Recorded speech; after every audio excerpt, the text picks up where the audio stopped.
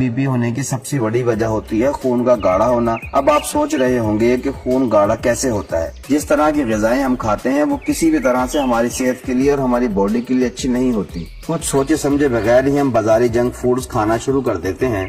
ये तमाम junk foods हमारे निज़ाम हाज़मा को कमज़ोर कर देते हैं, जिसकी वजह से हमारे मैदे में पड़ा हुआ खाना ठीक से हजम नहीं हो पाता और यही गैर हजम शुदा खाना हमारे खून में गंदगी पैदा करने की वजह बनता है। हमारे खून में कोलेस्ट्रॉल की मिकदार बढ़ जाती है और हमारा खून गाढ़ा होने लगता है और इस गाढ़े खून को पंप करने के लिए हमारे दिल को बहुत ज्यादा जोर लगाना पड़ता है और हमारा ब्लड प्रेशर बढ़ जाता है। दोस्तों, इसको हम हाइपरटेंशन भी कहते हैं। तिब्बी ज़बान में हम इस बीमारी को खामोश कातिल भी कहते हैं, क्योंकि ये बीमारी हमें आहिस्ता आहिस्ता मौत की तरफ ले जाती है और इसी बीमारी की वजह से बहुत से मसाइल का सामना करना पड़ता है। हमें हार्ट अटैक, ब्रेन स्ट्रोक जैसी बीमारियों का सामना करना पड़ सकता है। अगर आप इन खतरनाक बीमारियों से बचना चाहते हैं तो रोजाना सुबह खाली पेट